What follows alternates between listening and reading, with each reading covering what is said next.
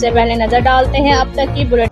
جی بالکل، additional deputy commissioner revenue سید وسیم حسن نے کہا ہے کہ انسداد پولیو مہم کو کامیاب بنا کر صحت مند معاشرے کا اصول یقینی بنانا ہم سب کی ذمہ داری ہے۔ انسداد پولیو مہم ٹیمیں 100% ٹارگٹ کے اصول کے لیے محنت، لگن اور قومی جذبے سے کام کریں۔ گھروں، بس سٹینڈز، خانہ بدوشوں کی جھگیوں، شہر کے داخلی و خارجی راستوں اور دیگر عوامی مقامات پر 5 سال تک کی عمر کے بچوں کو پولیو سے بچاؤ کے قطرے لازمی پلائیں۔ ریکارڈ بچے موجود نہ ہونے کی صورت میں بار بار وزٹ کر کے بچوں کو پولیو سے بچاؤ کے قطرے لازمی پلائیں تاکہ کوئی بچہ پولیو سے بچاؤ کے قطرے پینے سے محروم نہ رہ جائے۔ انہوں نے ان خیالات کا اظہار ڈی سی آفس کے کمیٹی روم میں انسداد پولیو مہم کے دوسرے روز کی کارکردگی کا جائزہ لینے کے لیے اجلاس کی صدارت کرتے ہوئے کیا۔ اس موقع پر assistant commissioner Vehari Tariq Mahmood, assistant commissioner coordination Muhammad Shafiq, D H O doctor Muhammad Fazil, deputy director information Mian Naeem Asim, deputy director local government Shahzad Bashir,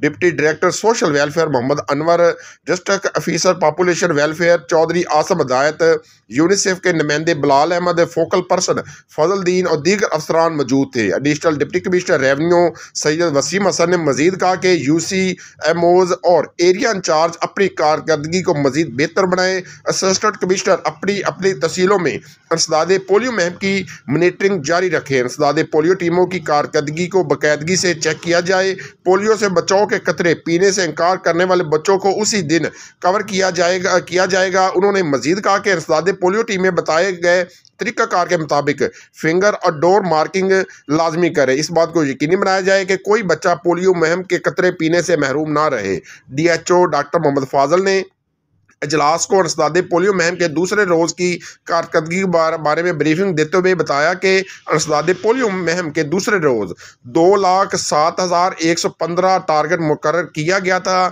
جس میں 2,03,122 بچوں کو پولیو سے بچاؤ کے قطرے پلائے گئے ہیں، جو کہ ٹارگٹ کو 98% ہے۔ جی